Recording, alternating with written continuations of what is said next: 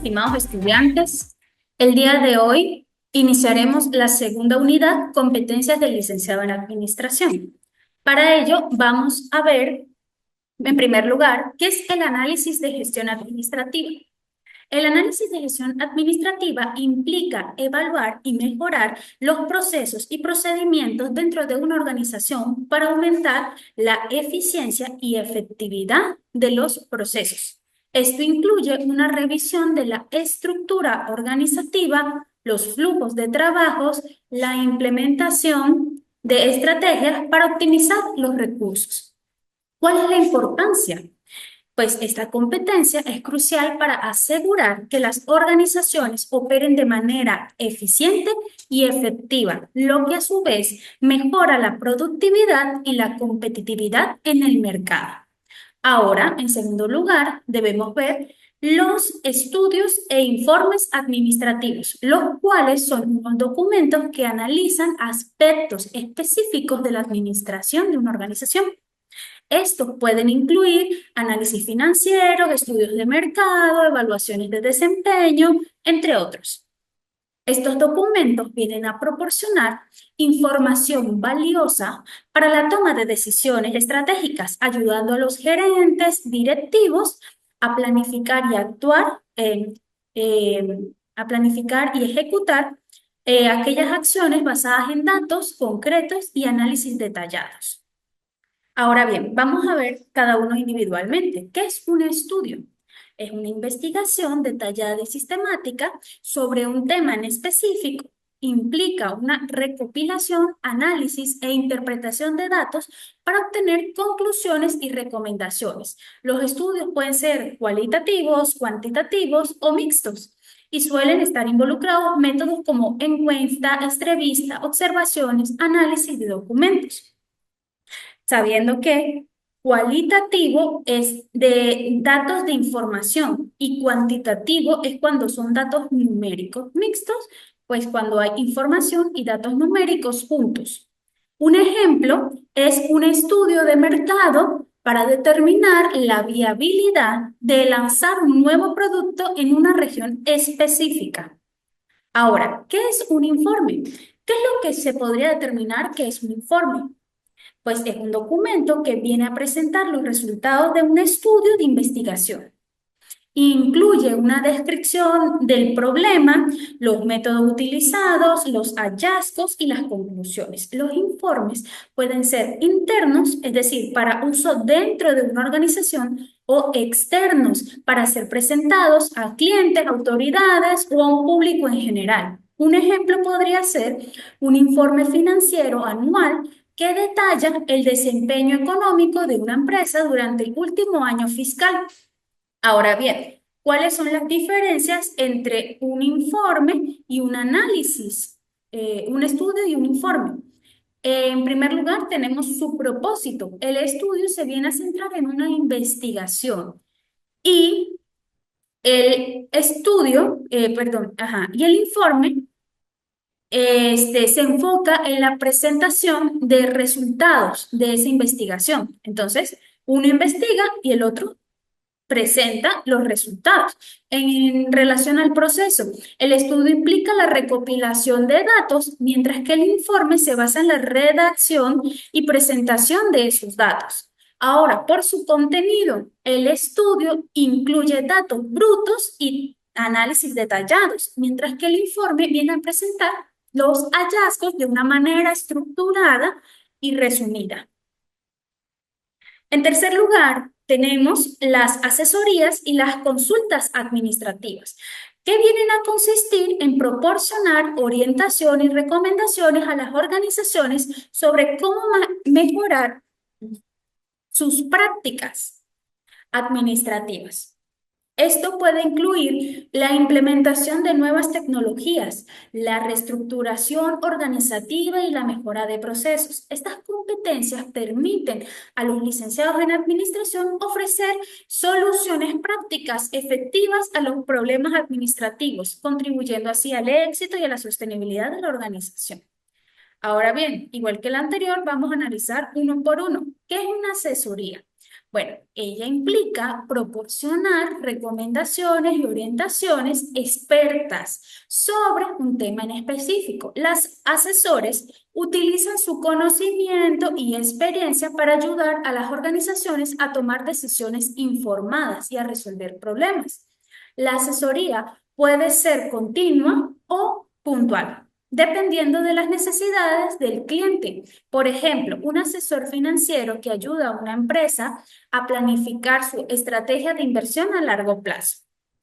Ahora, la consulta es un proceso de intercambio de información y opiniones entre un consultor y un cliente. Durante una consulta, el consultor viene a escuchar las necesidades y preocupaciones del cliente y proporciona información relevante y sugiere posibles soluciones. La consulta puede ser una sesión única o parte de un proceso más amplio de asesoramiento. Por ejemplo, una consulta legal en la que un abogado responde preguntas específicas sobre un contrato o el licenciado en administración que se reúne con esta persona que quiere invertir en un proceso, en un negocio y le hace ciertas preguntas para saber si es bueno o no invertir sobre ello. Por ejemplo, las criptomonedas.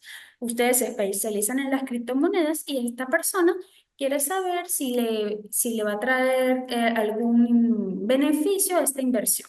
¿Cuál es la diferencia entre ambas? Por su propósito, la asesoría se centra en proporcionar recomendaciones y orientación, mientras que la consulta se enfoca en un intercambio de información y resolución de dudas específicas.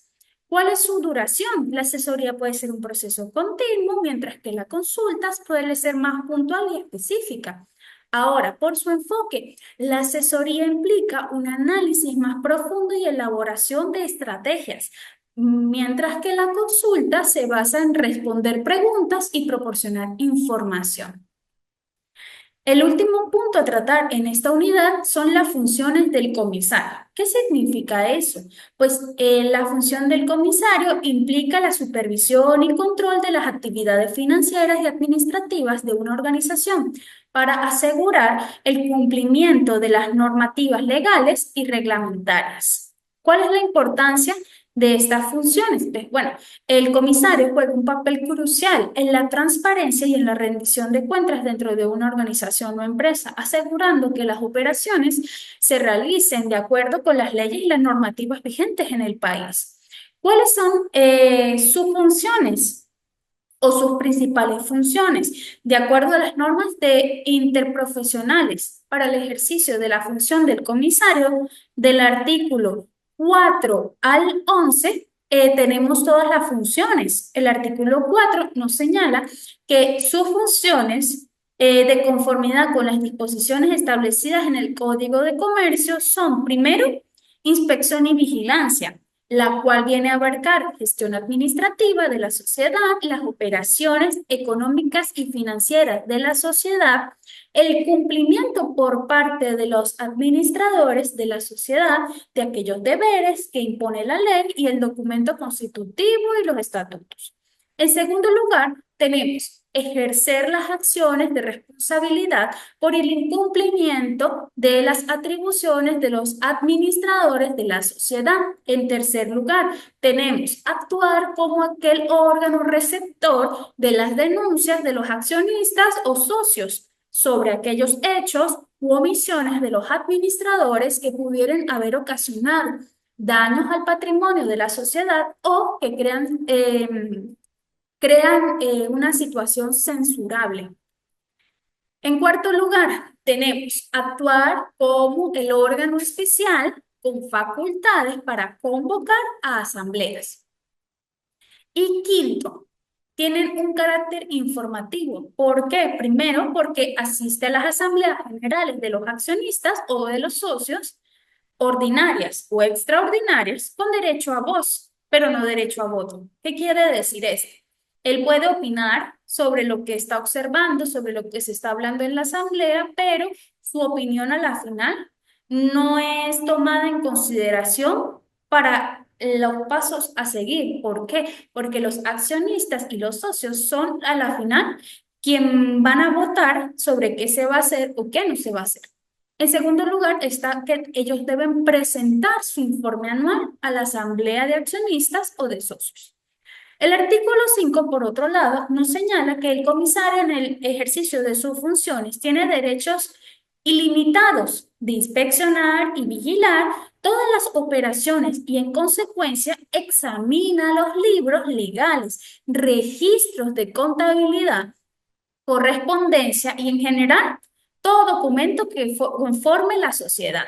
El artículo 6, por otro lado, nos señala que el comisario en el ejercicio de sus funciones observará las disposiciones establecidas en la ley del ejercicio de la profesión, el código de ética, las normas de actuación profesional y las presentes normas y demás contenidas en el ordenamiento jurídico venezolano. El artículo 7, por otro lado, señala que el comisario, en el ejercicio de sus funciones, primero evaluará la gestión administrativa, en segundo lugar, va a examinar las operaciones económicas y financieras, en tercero, verificará el cumplimiento por parte de los administradores de aquellos deberes que se le asignan en el documento constitutivo, los estatutos y todo lo demás establecido en el ordenamiento jurídico vigente. En cuarto lugar, se establece que el comisario va a determinar si existen votos salvados u observaciones en las actas de la junta directiva por parte de los administradores relacionados con cualquier negocio que pudiera lesionar el patrimonio de la sociedad. Y en quinto lugar, él va a procesar las denuncias que reciba de los accionistas o de los socios. El artículo 8, por otro lado, nos señala que todas aquellas denuncias de los accionistas o los socios presenten al comisario de conformidad al artículo 310 del Código de Comercio van a ser por escrito. El comisario va a dejar constancia de haber recibido dicha documentación. El artículo 9 nos dice que el comisario deberá convocar a asamblea extraordinaria cuando los resultados de su investigación evidencien irregularidades que por su naturaleza y juicio deban ser de conocimiento inmediato de la asamblea. Si aquella denuncia fuera formulada por un número de accionistas que represente por lo menos un 10% del capital social, de conformidad al artículo 310 del Código de Comercio. El artículo 10, por otro lado, nos dice que el comisario está obligado a asistir a las asambleas e igualmente podrá asistir a las reuniones de las juntas directivas cuando lo estime necesario para el desempeño de sus funciones. Con esta finalidad debería dirigir comunicaciones a los administradores de la sociedad al inicio del desempeño de sus funciones con el fin de solicitar ser avisado por escrito del día y agendar la agenda a tratar en toda la convocatoria de las asambleas. El último es el 11, que dice que el comisario debe efectuar evaluaciones periódicas durante el ejercicio de sus funciones que le permitan adelantar criterios sobre los cuales se sustentará sus recomendaciones en el informe que presenta la asamblea. Con esto finalizamos la unidad 2. Si queda alguna duda o alguna pregunta sobre esta unidad, por favor me lo hacen saber a través de los canales regulares. Nos vemos en la siguiente clase.